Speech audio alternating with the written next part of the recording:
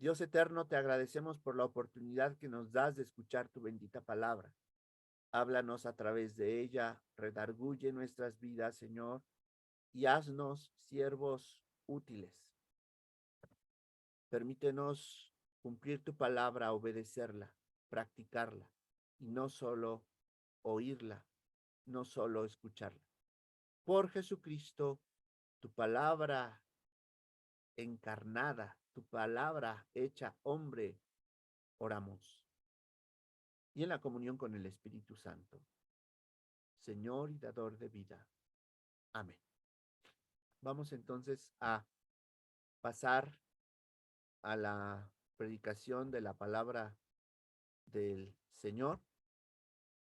Como he mencionado, el título es José, ejemplo de paternidad responsable. El doble misterio de la Navidad. Este cuarto domingo de Adviento, el Evangelio de Mateo nos invita a reflexionar desde el Evangelio de la infancia en torno al nacimiento virginal del Señor Jesucristo. El versículo 18 del capítulo 1 del Evangelio de Mateo comienza diciendo: el nacimiento de Jesús, el Cristo, fue así. Su madre, María, estaba comprometida para casarse con José, pero antes de unirse a él, resultó que estaba encinta por obra del Espíritu Santo. La traducción que estoy utilizando para esta reflexión bíblica, para esta predicación, es la Nueva Versión Internacional. Después de que el evangelista Mateo se ha ocupado de la genealogía de Jesús, ahora se enfoca en cómo sucedieron las cosas, indicando que una joven Galilea que estaba en compromiso para contraer nupcias se encontró de repente embarazada antes de estar conyugalmente hablando con su prometido. Es decir, antes de mantener relaciones sexuales.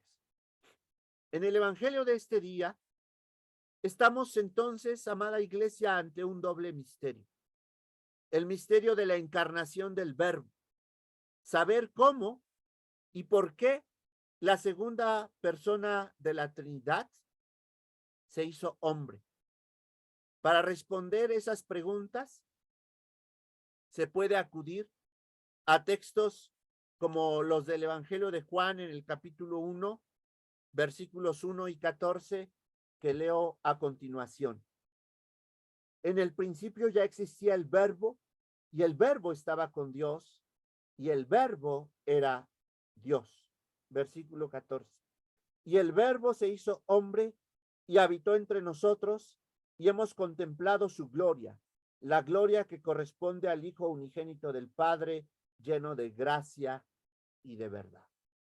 Y para seguir ahondando en este misterio, podrían ustedes leer también lo que el apóstol San Pablo escribió en Filipenses 2, versículos 5 al 11, que dicen de la siguiente manera: la actitud de ustedes debe ser como la de Cristo Jesús, quien, siendo por naturaleza Dios, no consideró el ser igual a Dios como algo a que aferrarse. Por el contrario, se rebajó voluntariamente tomando la naturaleza de siervo y haciéndose semejante a los seres humanos. Y al manifestarse como hombre, se humilló a sí mismo y se hizo obediente hasta la muerte y muerte de cruz. Por eso Dios lo exaltó hasta lo sumo y le otorgó el nombre que está sobre todo nombre, para que ante el nombre de Jesús se doble toda rodilla en el cielo y en la tierra y debajo de la tierra, y toda lengua confiese que Jesucristo es el Señor, para gloria de Dios Padre. Este es el misterio de la encarnación del Verbo.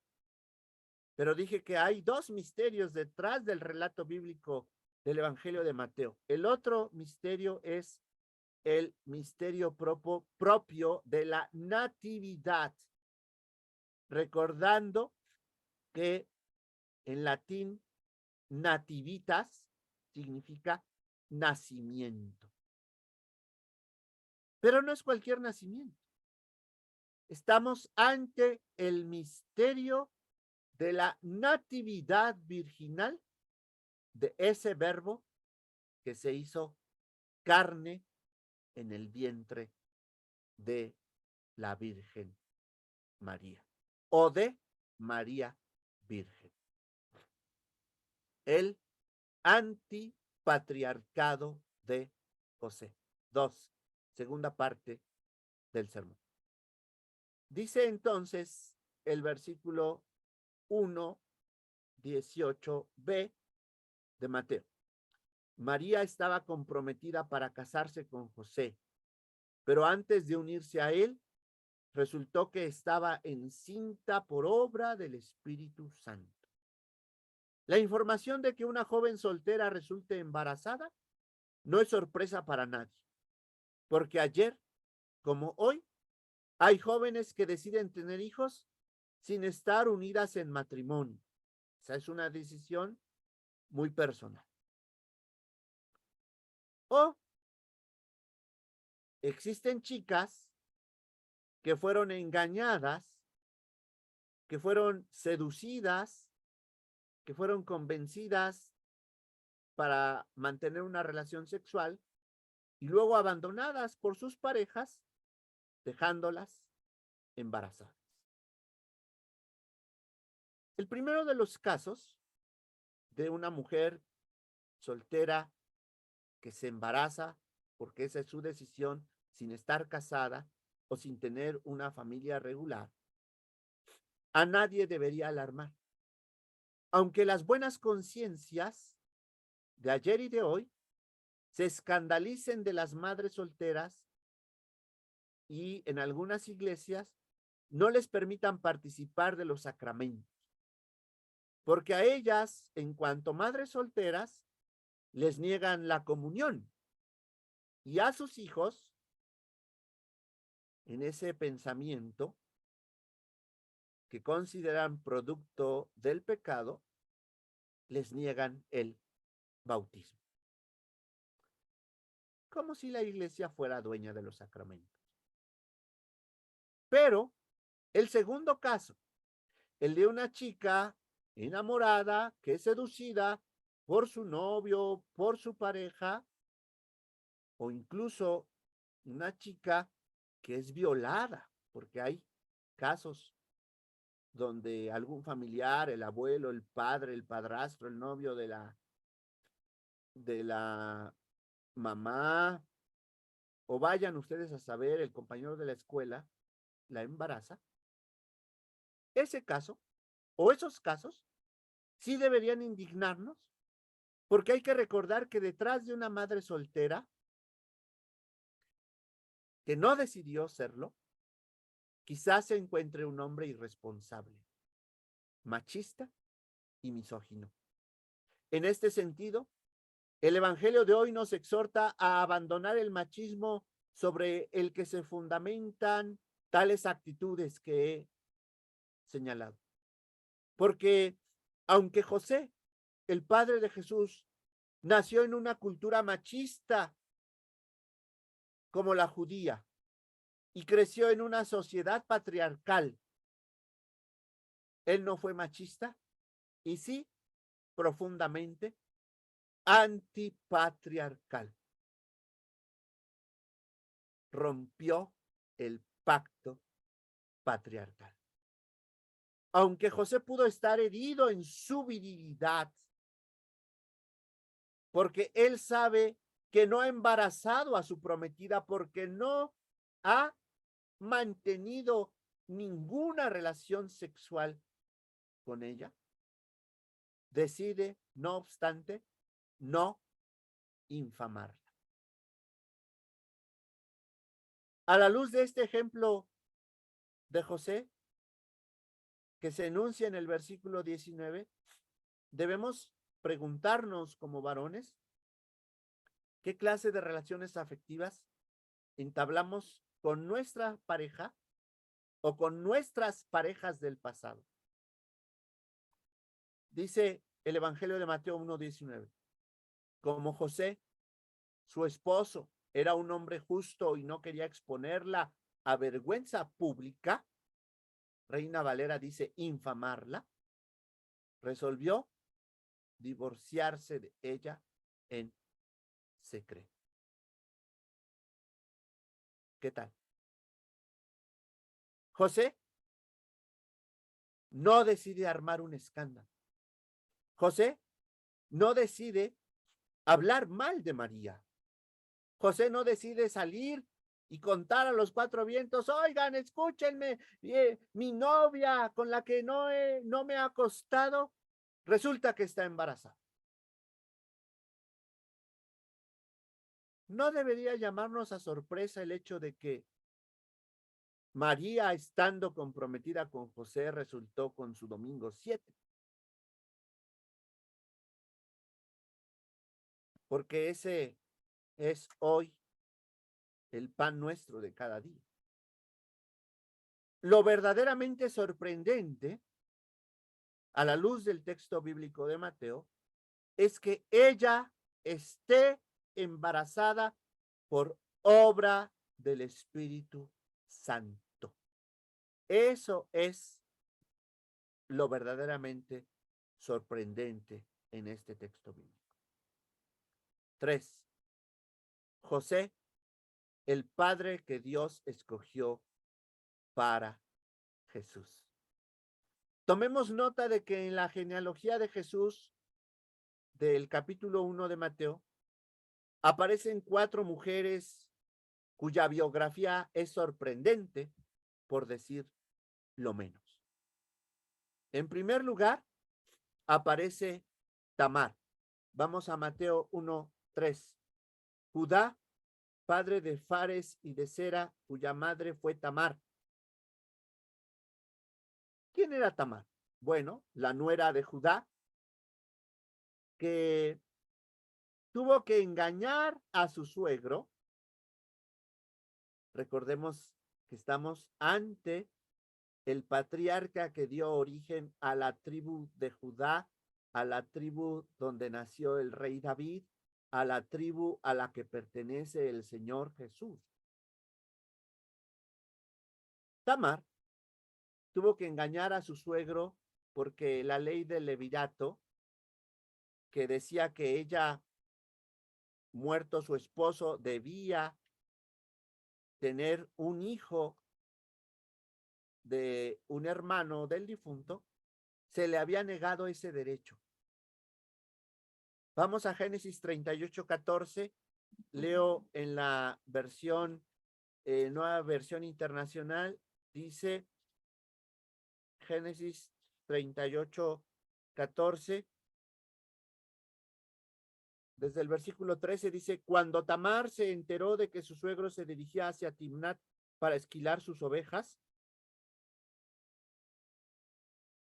se quitó el vestido de viuda, se cubrió con un velo para que nadie la reconociera y se sentó a la entrada del pueblo de Enajim, que está en el camino a Timnat.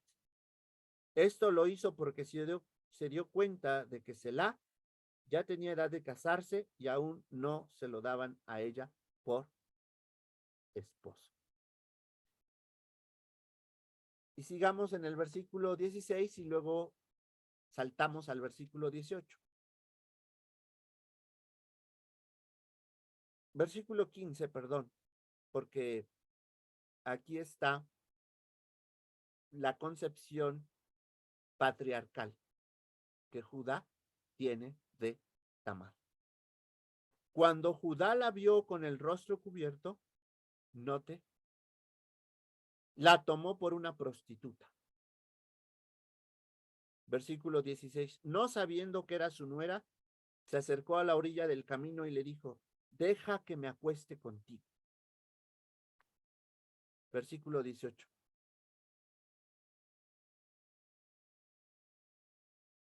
Al final, Judá se los entregó, se acostó con ella y la dejó embarazada. Esa es la primera mujer en la genealogía de Jesús.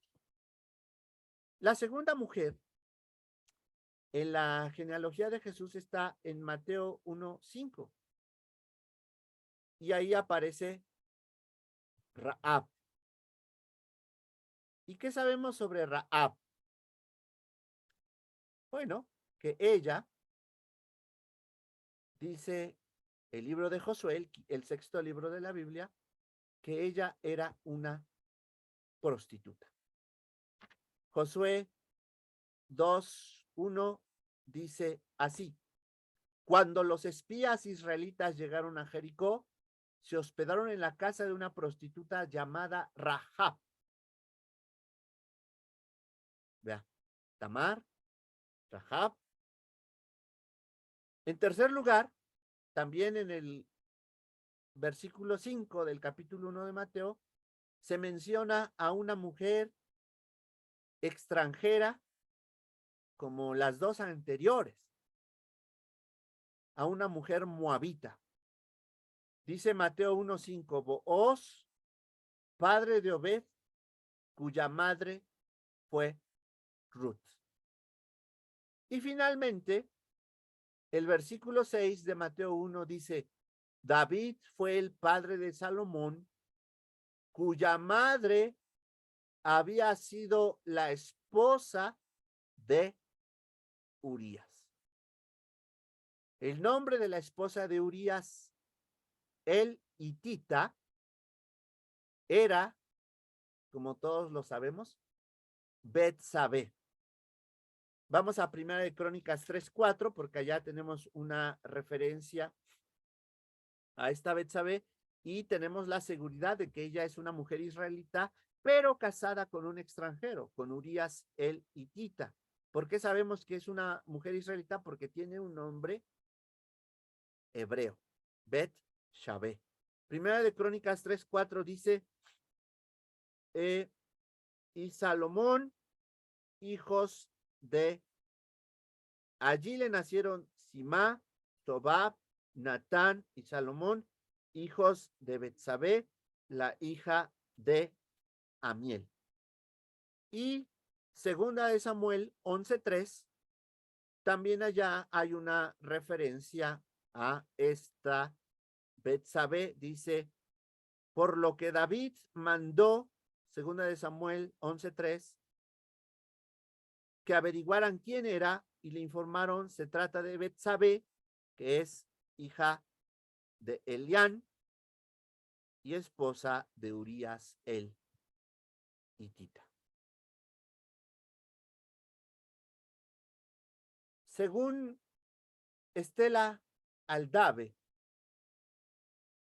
cito, el Evangelio de Mateo comienza con una particular genealogía de Jesús, en medio de una larga lista de varones que van siendo presentados mediante una estructura literaria fija.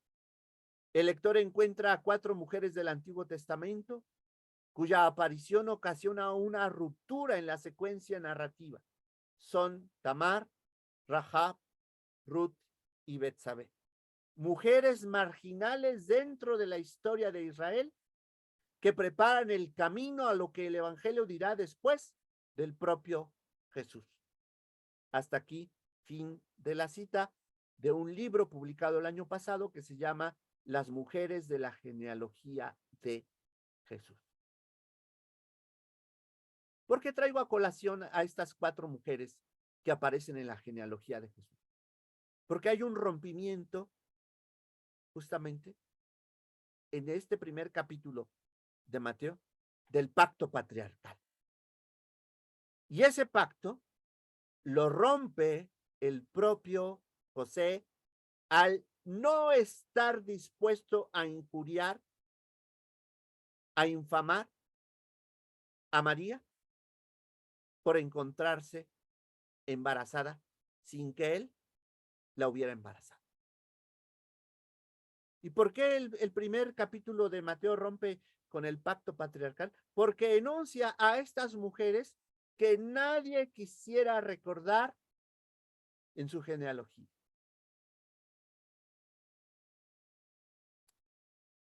Creo que en Puerto Rico, cuando alguien quiere esconder su pasado, especialmente un pasado negro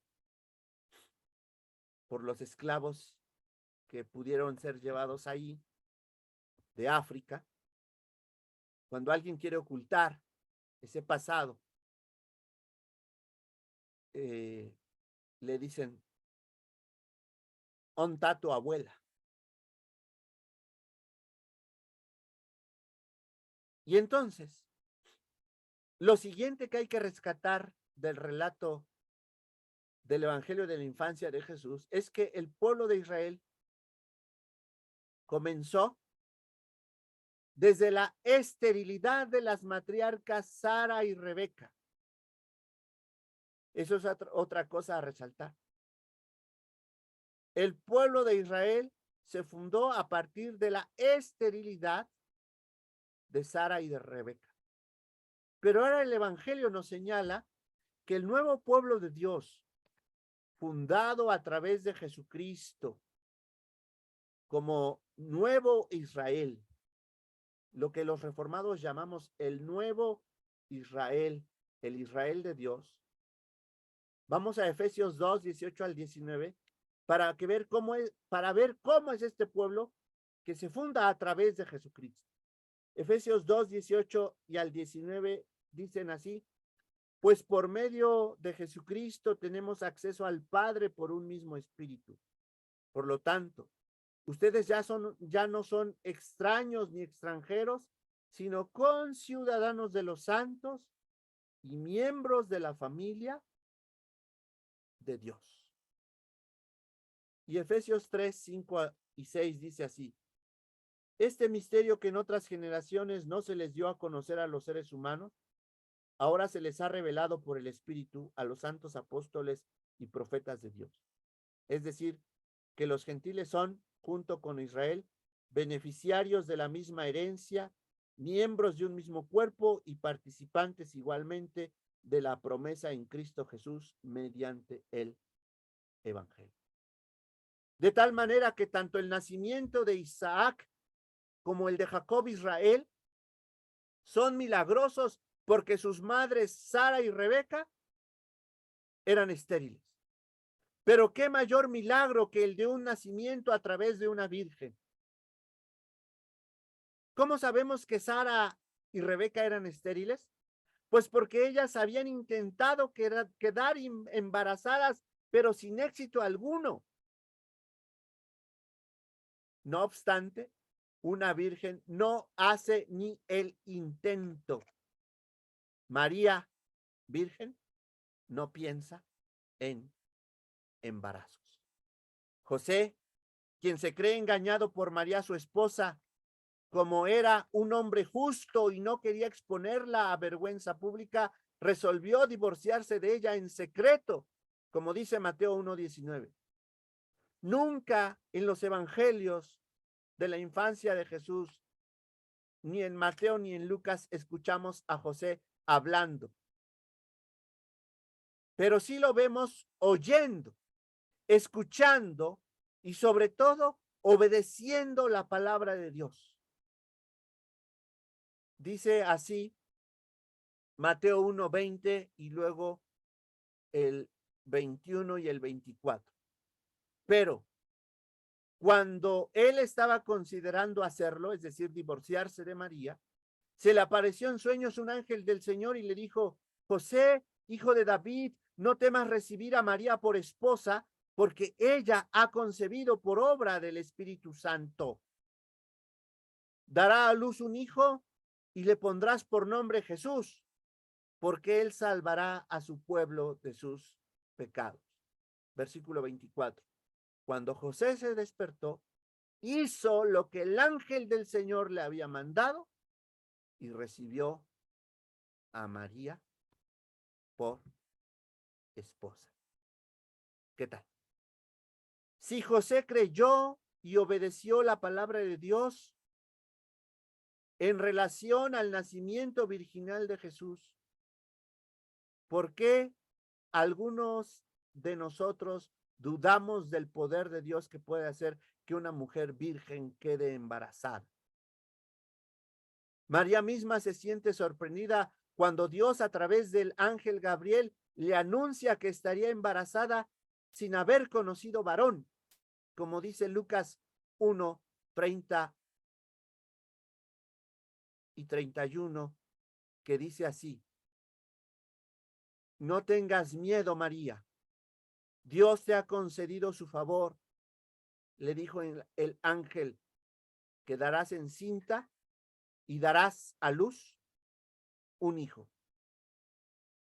Ante esto, María inquiere más adelante en el versículo 34 de Lucas 1. Fíjense lo que dice María Virgen. ¿Cómo podrá suceder esto?, le preguntó María al ángel, puesto que soy virgen. La Reina Valera dice, puesto que no he conocido varón. Versículo 35. El Espíritu Santo vendrá sobre ti y el poder del Altísimo te cubrirá con su sombra. Así que al santo niño que va a nacer lo llamarán Hijo de Dios. Lucas 1, 34 y 35. ¿Cómo sucedería eso? Gabriel responde en forma afirmativa en el versículo 37. Porque para Dios no hay nada imposible. Lucas 1, 37.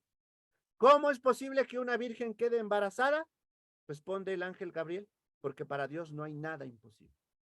En el Antiguo Testamento, Dios había afirmado lo mismo al patriarca Abraham, pero en forma interrogativa, cuando le anunció que Sara y él se convertirían en padres, y él dijo, ya somos muy viejos. El Señor le preguntó, ¿acaso hay algo imposible para el Señor? Amado hermana, amada hermana, como conclusión de esta predicación, llévese a casa esa cuestión, ya sea como pregunta, ¿acaso hay algo imposible para el Señor? O como afirmación, porque para Dios no hay nada imposible. Que Dios bendiga su bendita palabra. Amén. Vamos a continuar entonces con